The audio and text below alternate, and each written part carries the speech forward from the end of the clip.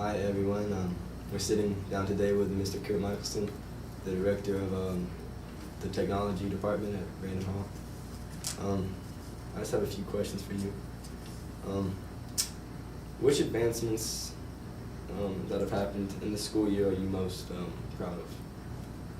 So dating back to really last year, the biggest thing we've changed at Brandon Hall, going from last year to this year, is just the overall reliability and the amount of areas where you guys have access to the internet.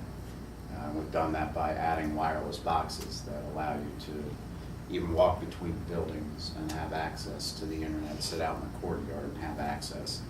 And I think that that's probably been the biggest change. That's what allowed us to make sure that everyone had a laptop. And that's what allowed us to do everyone must have the Apple laptop for this year.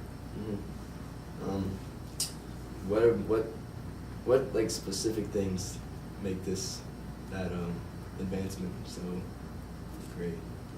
Just the ability for students to be connected, to do research. To me, the biggest thing that's wrong with schools today is they think that teaching takes place from a textbook that's probably been printed 5 years ago, and the world's changed a lot in 5 years. The internet changes every day. Yeah. And the amount of information out there just keeps compounding. So the right place for students to learn is not in some static textbook that doesn't change with the rest of the world. It's on the internet. And so connectivity is increasingly important. And you guys are connected in more ways now than any generation in the history of the world. If you think back to how people connected before, the first real connections were little towers of smoke that send signals across long distances. Communication started with just simple communications between people. You can now communicate with people all over the world and in a second. And so we need to have a network on this campus that allows that. We're planning the additional expansions of that network to be for outside classrooms, to take it and cover this entire campus from the top of the hill, the back of the dormitory, all the way down to the front gate. And that's a project that we'll continue to work on. It's a 3-year project to get the whole thing set up and running. Interesting. What, as far as advancements go, what's y'all's next big idea or plan?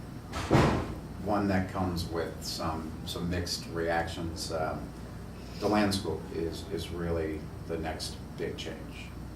The concept that not just a student can be counted as being in class, but a student and their device must both be logged in, both must attend class. And so LanSchool is that next big project that we've been doing a lot of testing and work on to get up and running. And as far as a lot of people have been talking to me about, they don't like it because the privacy. Well, how can you reassure them that this is no different from before? Well, not only no different from before, but no different than the future that you guys all face. And I think it's important to understand, if we get back down to just the nuts and bolts of it, is this idea of privacy, and people feel as though there's this protected right to privacy. And if we consult with our history department, they'll tell you that there's no real right to privacy. There's no constitutional amendment that protects all citizens and says you have a right to privacy. Now, the reality is that on this network previously, because of the other network equipment that we have, that I would have had the ability to see our network traffic and see individual people's devices and where they were going on the network anyway. But the reality is I can't do that from my office effectively. I don't know how many times you've been in a class and a teacher would say, let's go to this website, and then the content's blocked by the OpenDNS solution. And because of that, you can't get to the learning portion of the day. And I can't respond fast enough to make sure that that block is removed so you guys can get to the part of the internet that you need to get to. So what we've chosen to do is push that to the individual teachers so that they can kind of control what applications or what websites are acceptable for their class for that day. And And that's much easier to manage. Now everyone's responsible for their own space and their own time. And responsibility for time is probably what the whole thing comes down to, because what I would like to see is that things like Facebook, applications like Skype, things that are not appropriate when someone's trying to reach out and really connect with you and teach you something, that during free time, that those things are acceptable and they're a part of the real world. They are distractions that come with having any computer. And so the ultimate goal, and as we're doing the testing, we're learning what it's going to take to make sure that you guys have access to the things that in the real world, free time wise, you would have access to, and that you can learn how to manage that free time. And then during class time, that it's more structured and that you have the ability to, use your free time the way you see fit. Prepare yourself for classes and learn those lessons. One last question.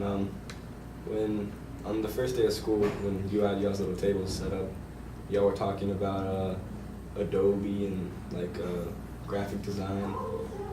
Could you fill us in on that? Yeah, it's really the next big step for our curriculum. I think most of you guys, if I were to ask,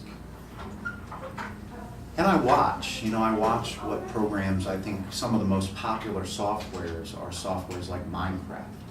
And Minecraft is a virtual world that you can create, and it's based on certain basic principles of algebra and physics. And the next big step is to give you guys a tool. Minecraft is not going to get you a job.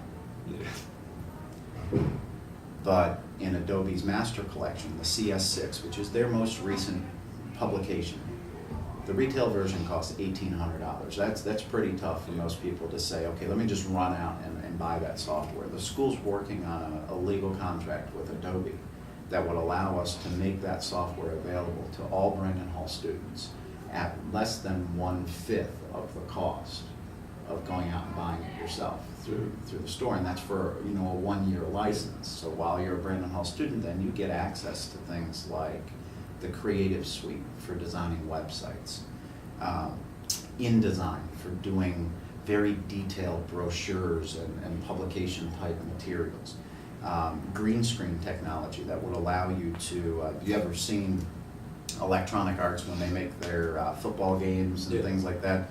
They have the athlete with the little white dots on their elbows and all.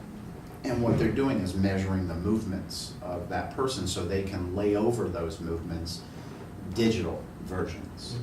This software opens up that capability. It also opens up a concept called CAD design, which would allow you to, instead of playing, and we have to admit, Minecraft is more playing, but take those same principles and apply them to CAD software, and now you're working in the software that major architectural firms use to design the most modern buildings. I will feel like we have really achieved something when we give you guys access to that level of software at a reasonable price that allows you to open up those other doorways for, and in the real world where you get training that then you don't graduate with just a Brandon Hall diploma. Maybe we can have you graduate with some certifications that will help when you go to fill out that college application for that college to say, this kid hasn't just received a high school diploma. He's now trained in some things that are really higher level skills.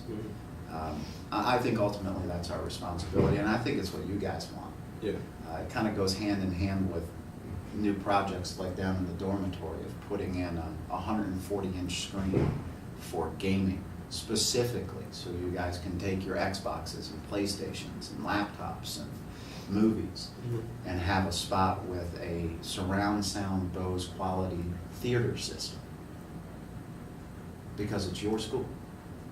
And those are the needs we need to meet. We need to create the accountability and responsibility of something like LanSchool, and then give you the tools to have the experiences you want to have while you're here. That's pretty much all we have today with Brandon Hall's Tech Talk. I hope that gave you a little insight on the LanSchool. Thank you, It's good to Mr. talk. Lexington, for joining us here.